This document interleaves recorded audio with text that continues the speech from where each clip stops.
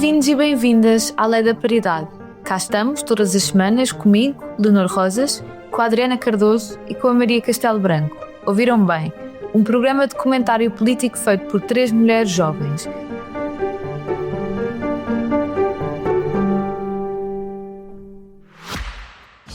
Caro ouvinte, daqui, posto emissor do Movimento da Música em Portugal. Eu sou Miguel Cadeira, diretor do Blitz, isto é um takeover. É isso mesmo, o podcast Posto Emissor tomou conta deste podcast que agora estava a ouvir. E temos um convite muito sério para lhe fazer. É para uma festa, diria mesmo uma grande festa. Vai ser no dia 12 de dezembro, na Mel Arena, e os bilhetes já estão à venda. O motivo desta celebração, 40 anos da Blitz. Isso mesmo, 40 anos da melhor música portuguesa, com concertos muito especiais dos Chutes e Pontapés, Capitão Fausto, Maro e Gisela João. O que vai poder ver, ouvir e sentir ao vivo é algo que promete ficar para a história, para a da Blitz e para a sua. Contamos consigo?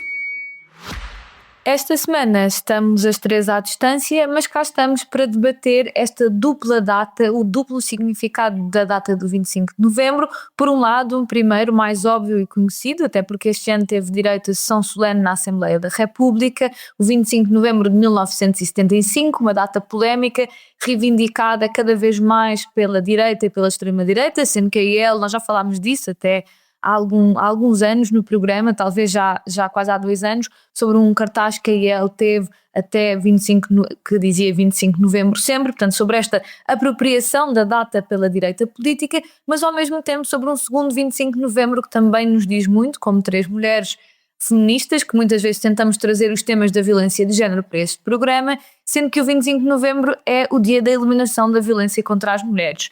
E começo então com a primeira data, o de 75, e começo contigo, Adriana, que já tiveste a oportunidade nas redes sociais e noutros espaços de falar de forma bastante aguerrida sobre o assunto, e passo-te a ti, como é que vês esta data tão polémica? O que é que tens a dizer sobre ela? Bom, de facto, isto é uma recorrência, não é? Porque quando existe um setor inteiro que nunca esteve pacificado com a data de 25 de Abril, é normal que de todos os anos nós tenhamos sempre que falar do 25 de Novembro. É uma pena para mim que o estejamos a fazer nestas circunstâncias. Eu gostava primeiro de começar por o que é que eu acho que isto não deve ser. O 25 de novembro é altamente impolado e porque é que eu acho que não é corretamente descrito e definido corretamente pela parte da direita.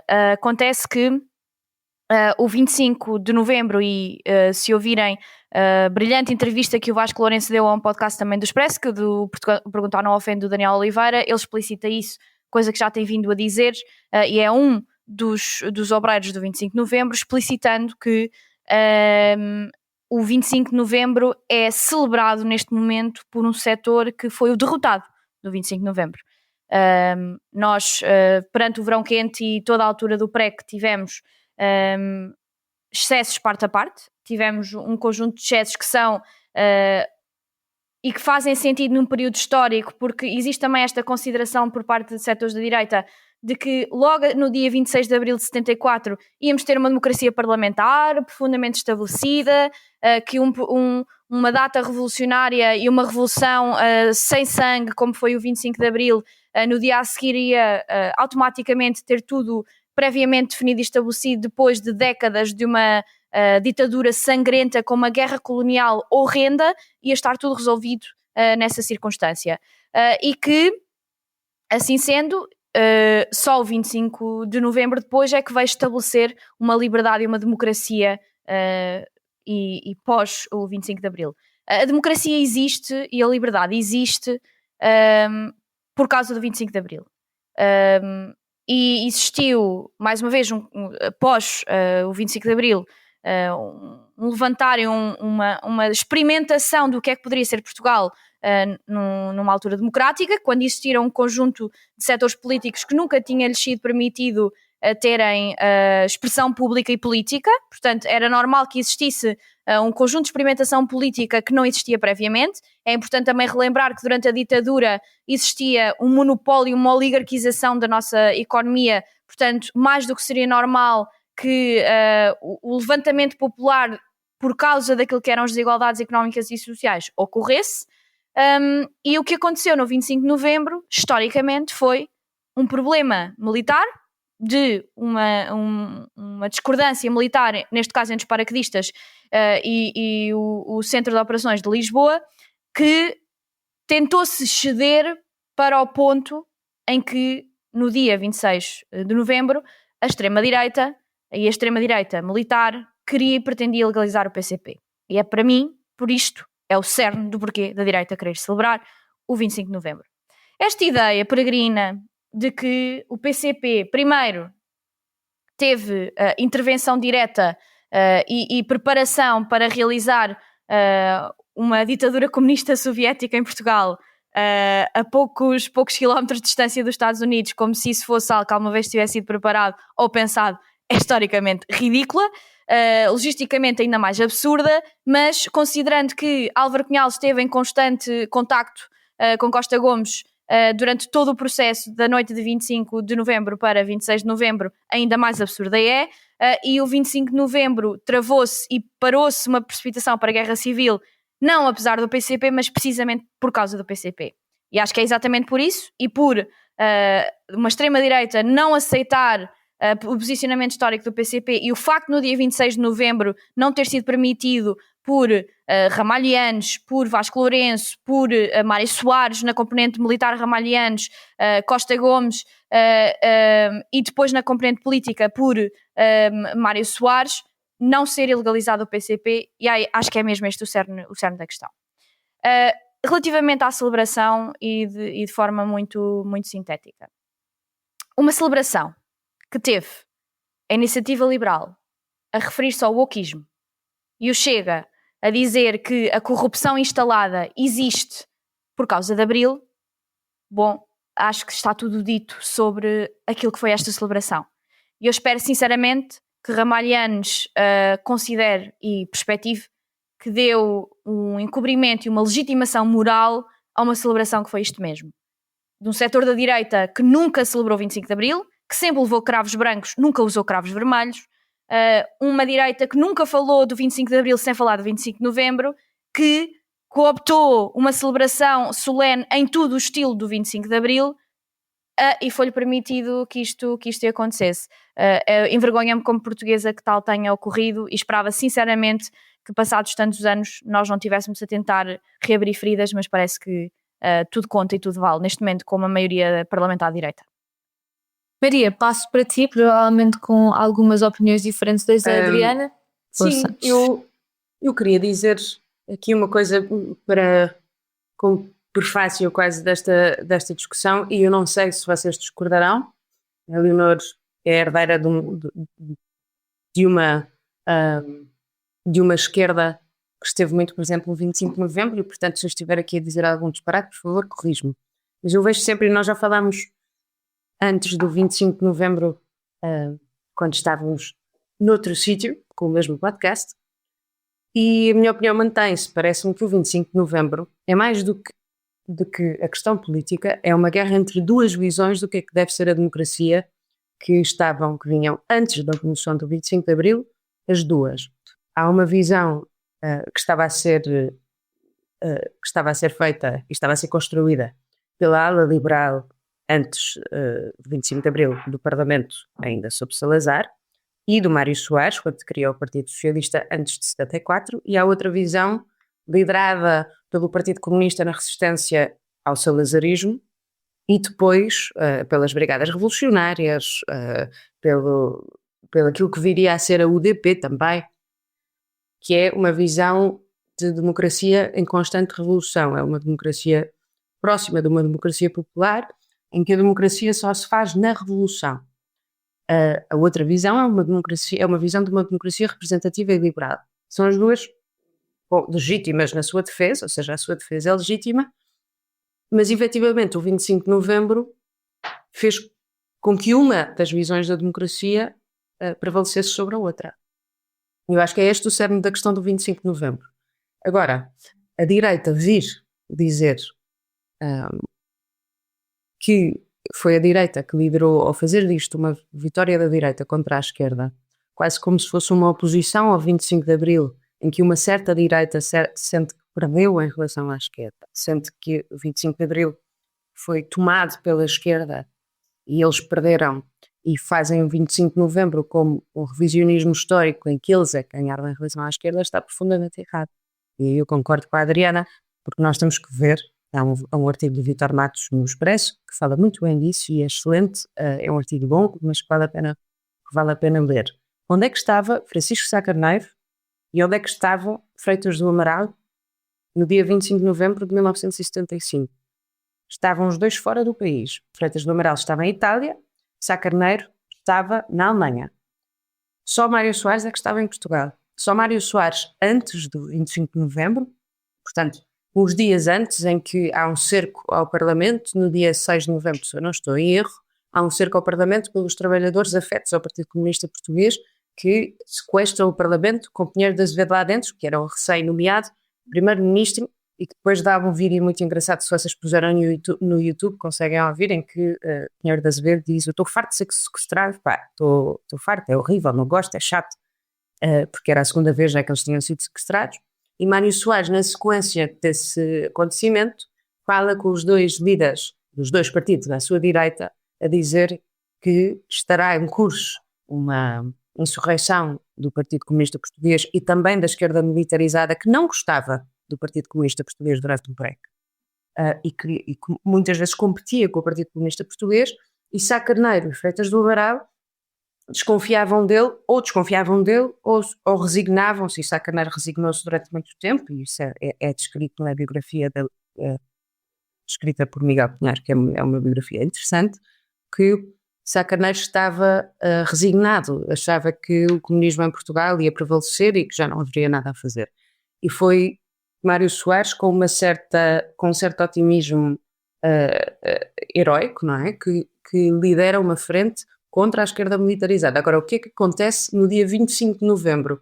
A história não é clara, mas foi Vasco Lourenço, que a Adriana bem referiu, que deu ao Expresso há um ano um documento que confirma, disse que há um documento, ele ainda não deu o documento, mas disse que há um documento que confirma que foi Jaime Serra, do Partido Comunista Português, do Comitê Central, que falou com Luís Neves, que estava no comando operacional dos paraquedistas em Tancos, que lhe deu a ordem, a chave, a senha para avançar, e também foi o mesmo Jaime Serra, que depois de haver confrontos, deu a ordem a Luís Neves para se retirar. E essa ordem terá vindo diretamente de Álvaro Cunhal. E, portanto, haverá uma certa influência do Partido Comunista Português, nós não sabemos até quando, e depois a história difere aqui, que é se o Partido Comunista Português, na verdade, salvou a democracia também porque ordenou a retirada, ou se a esquerda militarizada e a extrema-esquerda na altura tinham uma ideia diferente, não sei se a Leonor depois que lhe dá, e isto é só para terminar, tinham uma ideia diferente daquilo que aconteceu, porque achavam que o Partido Comunista Português os tinha lixado, assim, numa linguagem muito colonial, não. Uma linguagem muito coloquial, e que os tinha levado para a Revolução e depois para eles perderem e para o Partido Comunista Português ser o principal partido e a principal força à esquerda. E, portanto, é difícil nós vermos o que aconteceu, mas eu não gosto das reivindicações do 25 de novembro. Se há alguém que deveria reivindicar o 25 de novembro, foi Mário Soares e o Partido Socialista, e Mário Soares mais tarde disse que não queria. O Mário Soares cancelou as celebrações do 25 de novembro. O 25 de novembro não é para reivindicar, é para refletir, e eu acho que há uma mensagem importante do 25 de novembro para agora, que é Mário Soares tinha no seu campo político, Mário Soares tinha no seu campo político uma força radical, a radicalizar-se. Mário Soares lutou contra ela. Sá Carneiro não fez nada e teve alguém que fizesse por ele. Luís Montenegro tem agora no seu campo político uma força que se radicaliza muito parecida, porque não gosta da democracia representativa. Aliás, André Ventura disse nas celebrações do 25 de novembro que esta democracia não nos serve, citando. E, portanto, a questão que fica é o que é que o Luís Montenegro fará agora, que não tem mais ninguém para o fazer por ele. Agora é no seu campo político. A democracia precisa de coragem e precisa de uma defesa ativa, não de uma passividade. Eu acho que o verdadeiro perigo está na passividade dos moderados. E para ti, Leonor, para me corrigires face há alguma coisa que eu possa ter dito que ofenda ou que ofenda a herança do Bloco de Esquerda, que é uma junção de vários partidos que lutavam no pré. Não, a minha intervenção não é no sentido de te corrigir. Há algumas coisas que eu gostava de dizer, até porque eu acho que em geral há uma necessidade de repor alguma seriedade sobre este debate e algum conhecimento histórico, especialmente com a grande proliferação de ideias muito erróneas sobre o 25 de Novembro e sobre a gênese da nossa democracia, que têm pululado um pouco pelo espaço público no seguimento destas comemorações solenes na Assembleia da República. Eu acho que, em primeiro lugar, face às comemorações que levaram quase 1 milhão de pessoas à rua no 25 de Abril, a direita mais revanchista e mais reacionária precisou de uma data. E isto é já uma discussão antiga que vem do CDS, desta ideia de que existe uma direita que tem problemas com a gênese revolucionária da nossa democracia, e até em certa medida da Constituição da República Portuguesa, que necessita de arranjar uma espécie de data meio inventada à qual atribui igual importância ao 25 de Abril, o que é historicamente totalmente falso. E eu gostaria de trazer um bocadinho algumas verdades históricas sobre isso. Foi logo no dia 25 de Abril que caiu o fascismo, que se extinguiu a polícia política e a censura. E a ditadura caiu, ditadura fascista de 48 anos, caiu na rua pelas mãos dos soldados insurgentes e pelas mãos das pessoas que saíram à rua e que logo desde o primeiro dia fizeram do 25 de Abril mais do que um golpe militar, mas o início de um processo revolucionário. Dizer que foi o 25 de Abril que abriu as portas ao fim da guerra colonial, que levava já 13 anos e que iniciou a independência dos territórios colonizados, que se viriam a oficializar em 1975, também antes de novembro. Portanto, um dos grandes Ds da Revolução nada tem a ver com o 25 de novembro. Já agora, e já que se fala da questão colonial, dizer também que um desses supostos heróis do 25 de novembro, Jaime Neves, que até foi posto num cartaz pela Iniciativa Liberal, era o responsável operacional dos comandos em Moçambique, a quando do massacre de Viriamu, um dos maiores massacres da guerra colonial do qual nós temos conhecimento, onde cerca de 500 pessoas, incluindo mulheres e crianças, foram assassinadas, violadas e torturadas. Portanto, acho que é muito importante termos aqui cuidado com os heróis que agora queremos convocar.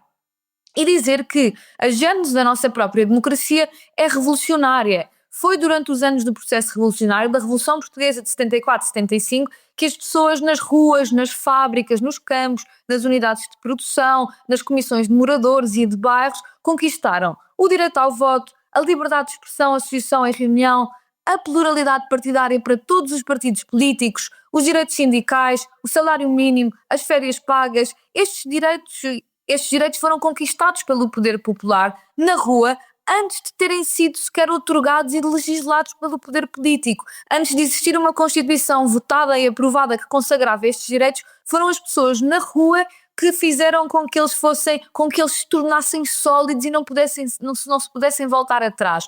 Tal como a própria liberdade dos partidos políticos e da esquerda e do Partido Comunista e da esquerda à esquerda do Partido Comunista. Não houve nenhum caminho, como muitos historiadores e muita gente da direita, desta direita revanchista quer dizer, não houve nenhum caminho direto para a democracia liberal. A revolução não foi um devaneio ou um desaire insignificante. Pelo contrário, a nossa democracia não seria a mesma, mesmo depois das alterações à Constituição e enfim, do avanço das privatizações e do neoliberalismo em Portugal, não seria a mesma se não tivesse sido a sua gênese revolucionária.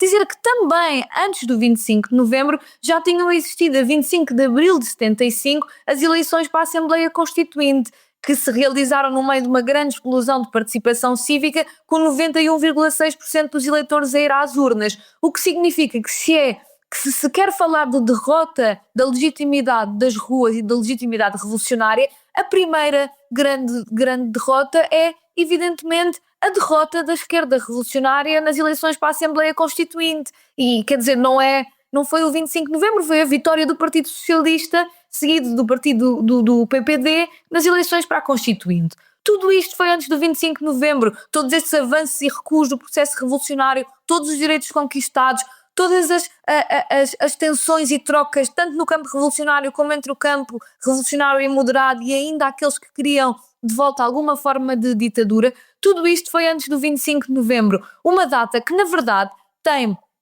pouca ou nenhuma importância para a consolidação dos direitos sociais e políticos em Portugal e para a consolidação constitucional da democracia portuguesa.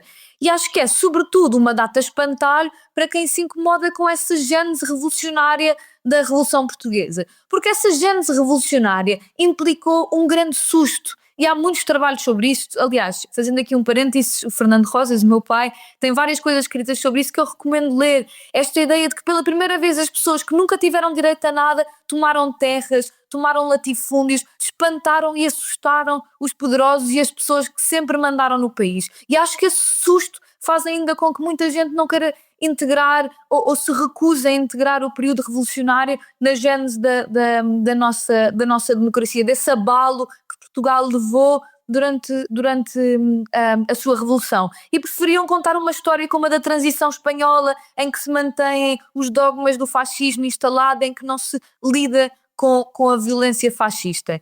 E termino com uma frase do Ricardo Noronha, que é um historiador. Ele tinha um artigo muito bom sobre isto, escrito no 74, sobre o 25 de novembro, mas infelizmente a página já não está disponível, em que ele diz que o 25 de novembro permite fazer o luto do PREC sem exigir um posicionamento claro em relação ao Estado Novo. E eu acho que é sobretudo sobre isso que se tratam estas comemorações do 25 de abril. E dizer que o grande vitorioso do fim de todo este processo foi o Partido Socialista, foi a ala moderada. E dizer também, não foi a esquerda revolucionária que venceu este processo revolucionário, como é evidente, mas não deixamos de reconhecer que a revolução teve um papel fundamental na nossa democracia, como ela é de forma singular e única ao lado de todas as outras democracias. E fechando aqui esta ronda, sem dúvida teríamos muito mais a falar e falaremos provavelmente noutros anos e noutras instâncias, enquanto se continuar este processo de discussão da história. E passo então agora ao nosso segundo tema, também de igual importância, o 25 de novembro como dia da eliminação da violência contra as mulheres. E começo por ti, Maria, dizendo que, só aqui um parênteses, este dia é muito importante para nós. A GNR este ano registrou mais de 12 mil crimes de violência doméstica. Entre janeiro e setembro de 2024 foram violadas 344 mulheres em Portugal e 20 mulheres assassinadas em contexto de femicídio.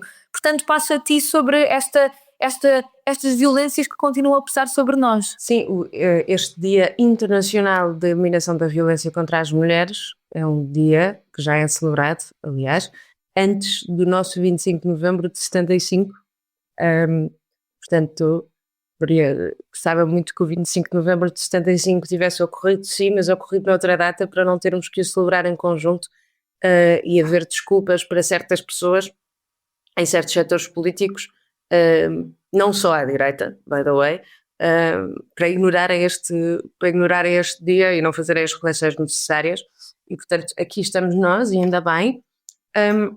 Eu queria começar, porque tu já falaste dos dados e os dados são terríveis, mas eu queria começar por criticar uma pessoa que falou ontem nas celebrações do 25 de novembro e tentou associar as celebrações de uma forma absurda e abstrusa, que foi André Ventura, que de repente se preocupa muito com as mulheres e com as violações que ocorrem, mas só quando elas são perpetradas por imigrantes.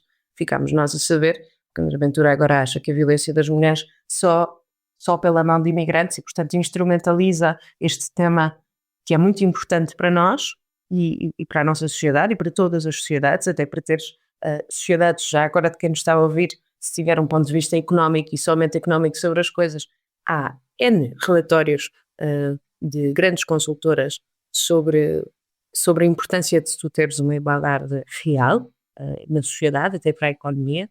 Terias muito mais dinheiro a circular, porque efetivamente esta igualdade e esta equidade é muito importante.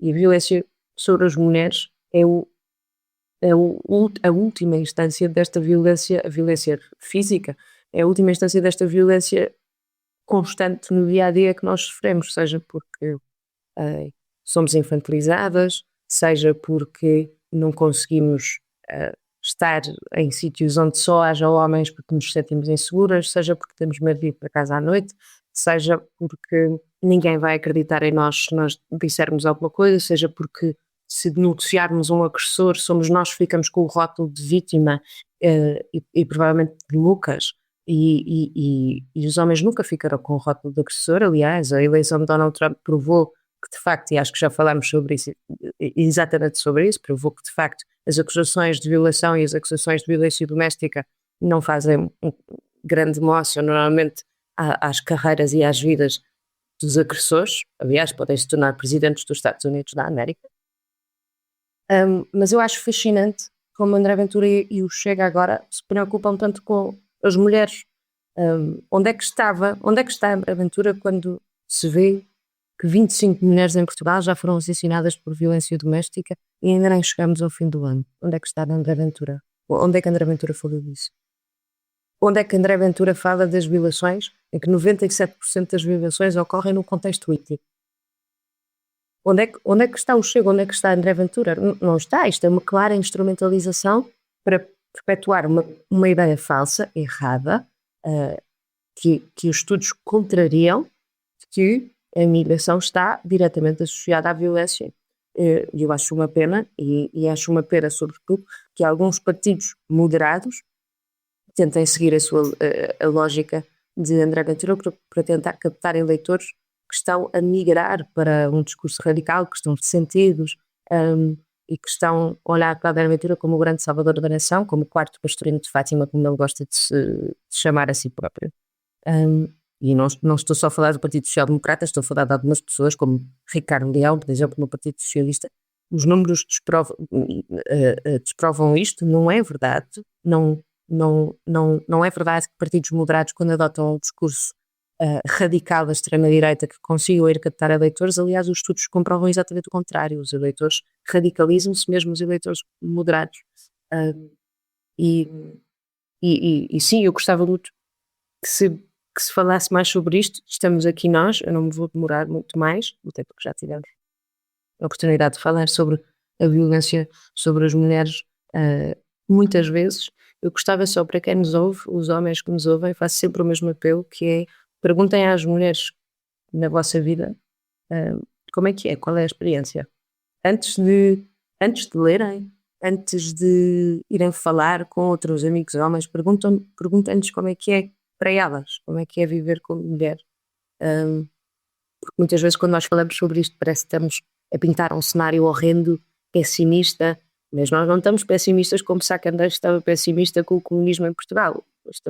Estamos a pintar uma imagem que é real e que acontece todos os dias, a todas nós, e felizmente o Me Too em Portugal parece estar a renascer, e eu gostava que efetivamente tivesse alguma aplicação prática e fosse um renascimento consequente. Mas passaria à Leonor ou à Adriana, que terão imenso a acrescentar, com certeza. Então eu vou pegar agora e depois passo para ti, Adriana, para que as pessoas não tenham de me ouvir demasiado tempo seguido neste papel de moderadora. Dizer que, em primeiro lugar, já aqui na introdução deste tema tentei deixar alguns dados que nos devem alarmar muito. 12 mil crimes de violência doméstica em 2024, 344 mulheres violadas e 20 vítimas de femicídio, sendo que existiram 30 tentativas de femicídio, de acordo com o Observatório das Mulheres Assassinadas. Isto entre 1 e 15 de novembro. E dizer também que estes números são sempre apenas uma sombra do que realmente existe. Sabemos muito bem que há uma enorme quantidade de casos de violação que nunca são reportados, uma enorme quantidade de casos de violência doméstica que nunca são reportados, por medo de não se levar a sério, de não haver consequências, de termos a reputação manchada, de nos incompatibilizarmos com as pessoas à nossa volta, de dizerem que estamos a exagerar, que estamos a mentir, e acho que há ainda muito esta sombra de, se estes dados já são violentos e pesados, quais serão os verdadeiros números e a sua dimensão. Mas houve um caso que foi relatado até em vários órgãos de comunicação social, que eu acho que é interessante trazer um bocadinho às vezes para dar uma cara a estes casos. E é o caso de uma mulher, a Daniela Padrino, uma engenheira de 35 anos, originária da Venezuela, que em junho deste ano foi atropelada 3 vezes pelo ex-namorado e acabou por morrer. Este homem tinha já estado preso por esfaquear uma ex-namorada e por esse crime tinha estado preso durante 15 anos, tendo saído em liberdade condicional em 2019, voltou-se logo a envolver com uma mulher, maltratando-a, o que levou a que essa mulher fizesse queixa dele e nada lhe aconteceu. Daniela foi uma namorada seguinte que fez queixa às autoridades 7 vezes. Ela fez queixa às autoridades 7 vezes de um homem que tinha já estado preso por esfaquear uma mulher até à morte e tinha outra queixa pendente por maltratar uma outra ex-namorada, e o caso foi considerado de baixo risco. O que é que acabou por acontecer? Daniela acabou por ser assassinada de forma brutal, sem que fosse de nenhuma forma protegida pelo sistema, judicial, policial, até prisional português. Quer dizer, este homem estava em liberdade condicional, tinha várias queixas de violência doméstica contra ele, nada foi feito.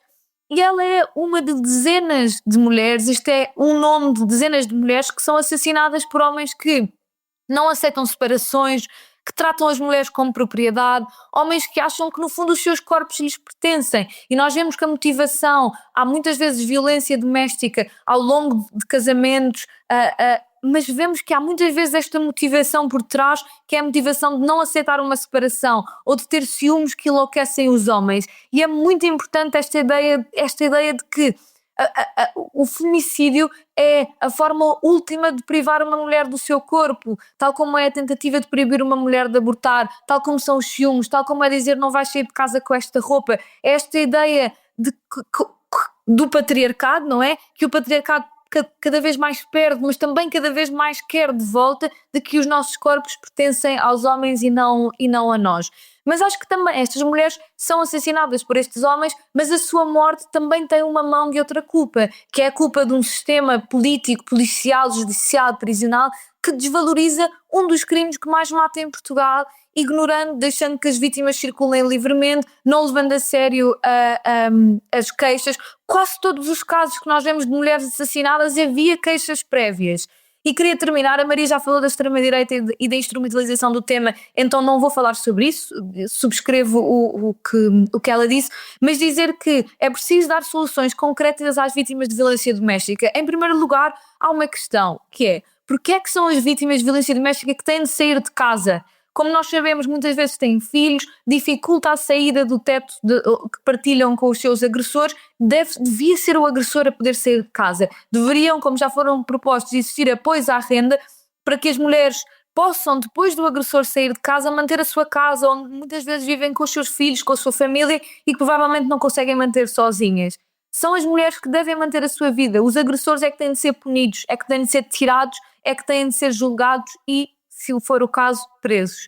E acho que isso é muito importante neste dia, que não deixemos que a violência contra as mulheres seja apropriada por um discurso completamente falacioso e desligado pelos dados da extrema-direita, mas que saibamos não parar de pensar nestas mulheres e de continuar a fazer propostas para as defender em todas as esferas em que podemos atuar. E, muito rapidamente, passo para ti, Adriana, para terminares esta nossa ronda sobre violência contra as mulheres. Bom, eu não me vou alongar muito, porque acho que, e é uma coisa que nós temos sempre definido desde o início do programa, nós somos as três feministas e este tipo de questões para nós não são algo que se fala apenas nestes dias de infeliz celebração do Dia Mundial da Violência contra as Mulheres, porque é sempre um dia infeliz ter que se celebrar ou ter que se relembrar um dia que indica e é estimado por um relatório da ONU que 140 mulheres pelo mundo inteiro morrem diariamente às mãos do seu parceiro ou de um membro familiar masculino. Nós falamos disto diariamente e em quase todas as oportunidades que temos. Eu relembro que nós, ao contrário de muitas pessoas que têm exposição pública, não falaram, nem tocaram no tema do ressurgimento do Me Too em Portugal, e nós fizemos ainda há 2 episódios atrás. Portanto, o nosso compromisso com este tipo de temas é evidente. Eu queria pegar numa experiência que eu e a Maria tivemos há uns dias para explicar o problema que ainda é em Portugal, especificamente falar sobre este tema.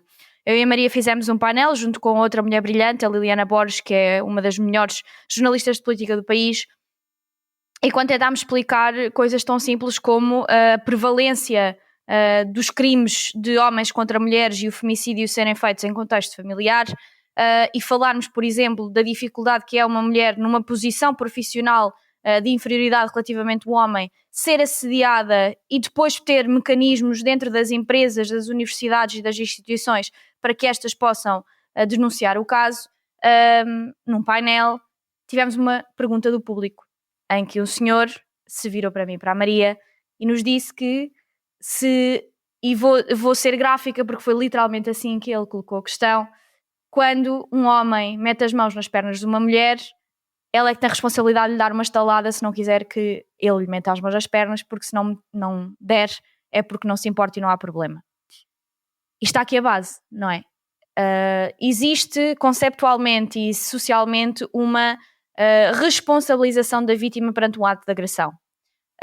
Nós ensinamos e damos mecanismos de defesa às nossas mulheres desde pequenas de como se defenderem nessas situações. Temos muito poucas conversas, e especialmente existem muito poucas conversas no espaço masculino de o quanto deixam desconfortáveis mulheres e o quanto não é aceitável ter um conjunto de determinados comportamentos. E quando cada vez mais nós definimos, isto está mais do que explícito e dito, que a violência perpetrada de homens para mulheres é cíclica, que homens, neste caso crianças, que veem pais a vitimizarem mulheres, depois vitimizam as suas parceiras. Esta inexistência de conversas dentro do espaço masculino é algo que me preocupa muito. E especialmente quando eu fiz um ponto, e eu vou terminar com isto, em que eu disse, quando o senhor disse que quando nós damos este tipo de estatísticas e falamos desta forma, que generalizamos para todos os homens, eu lhe respondi: não são todos os homens, mas é sempre um homem. E quando eu digo esta frase e olho para a plateia inteira e vejo mulheres a acenar com a cabeça, mas todos os homens desconfortáveis com a intervenção que eu fiz, fica muito claro o problema. Para além de nós, em espaços femininos, falarmos destes assuntos, é mesmo necessário que cada vez mais este conceito de masculinidade tóxica, de hipermasculinização dos temas, de fechar-se em bolhas de opinião e de influencers que tentam convencer uma geração inteira de que a razão pela qual não são bem-sucedidos nos seus encontros com mulheres é do feminismo, é das mulheres, é de, neste momento, terem voz, e não da toxicidade da sua masculinidade. E gostava, e pessoas que até mulheres que têm homens na sua família e especificamente jovens homens, é o meu caso, tenho um irmão de 19 anos, tenho muito estas conversas com ele. É sempre triste quando eu tenho que, neste tipo de coisas, colocar e se fosse a sua filha e se fosse a sua mulher. Porque só na sensação do pertença da mulher ao homem é que conseguem ser solidários nestes temas. Eu gostava sinceramente que esta realidade fosse manifestamente alterada para que não tivéssemos 140 mulheres a morrerem por dia no mundo inteiro às mãos de homens. E como já vamos longas, passo de volta para ti, Maria, para a tua recomendação da semana. A minha recomendação da semana tem que ver com isto que falávamos, especialmente com isto que a Adriana disse agora no fim, em relação aos homens. E é um livro que eu gosto muito, do Ivan Jablonka, que usei inclusivamente para escrever o meu texto no livro que coordenei com a Joana Mortágua, com a Susana Peralta. E o livro do Ivan Jablonka, e é uma honra escrever sobre isto, portanto é bastante interessante. Eu achava que era uma mulher, by the way. Chama-se A History of Masculinity. Eu tenho a versão da Penguin, não sei se está traduzido para português, se calhar estará, não sei, mas do patriarcado à justiça de género. E ele vai muito atrás e faz um mapeamento histórico do patriarcado. Quando é que isto começa? Quando é que começa esta história da masculinidade? Masculinidade, nesse sentido, mal da palavra, não essas maias da masculinidade. Portanto, eu recomendo muito. Adriana, qual é que é a tua recomendação?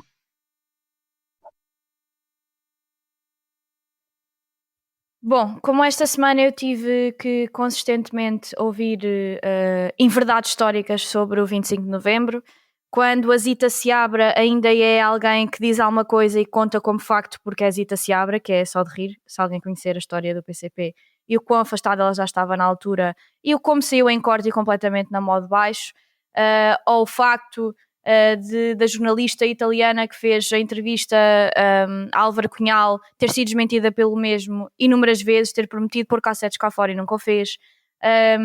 Dado que a direita agora adora o Mário Soares, não sei bem porquê, mas se calhar porque lhes convém, eu aconselho-lhes um livro. São bastantes volumes, eu não sei se eles têm capacidade intelectual para o ler, mas deixo-os aqui, que é o livro coordenado e feito de entrevistas da Maria João Avilés ao Mário Soares, A História Contada, em que quando perguntam ao Mário Soares quais é que são as datas que ele relembra como fundacionais para a nossa democracia. É interessante que nos obreiros do 25 de novembro não mencionou o 25 de novembro. Portanto, era bom e bonito que este tipo de circunstâncias fossem apagadas e deixassem de existir. E gostava de dizer também uma frase de 2015, que é: o 25 de novembro foi um momento fraturante e eu entendo que não o devemos comemorar. Os momentos fraturantes não se comemoram, recordam-se e recordam-se apenas para refletir sobre eles. Ramalhianos, pessoa que esteve presente nesta comemoração e que deu respaldo moral à vergonha que aquilo foi. E bem, cabe-me a mim a última recomendação do programa. Eu gostava de recomendar um livro chamado Regresso a Reims, que é um livro do Didier Ribon, que é um filósofo e sociólogo francês que trabalhou muito questões sobre a homossexualidade, mas este livro é um livro que está a algures entre a autobiografia e o ensaio sociológico sobre a classe trabalhadora francesa, sobre a vergonha de pertencer à classe trabalhadora, sobre a tentativa de apagar raízes operárias e populares, sobre a tentativa de apagar, no fundo, o habitus da pobreza. Ele fala bastante do Pierre Bourdieu também, que o próprio autor confessa, apesar de ter sido trotskista e de ser uma pessoa de esquerda, de confessar essa vergonha das suas origens de classe, e fala como muitas vezes essa vergonha e essa humilhação de ter um passado de pobreza é tantas vezes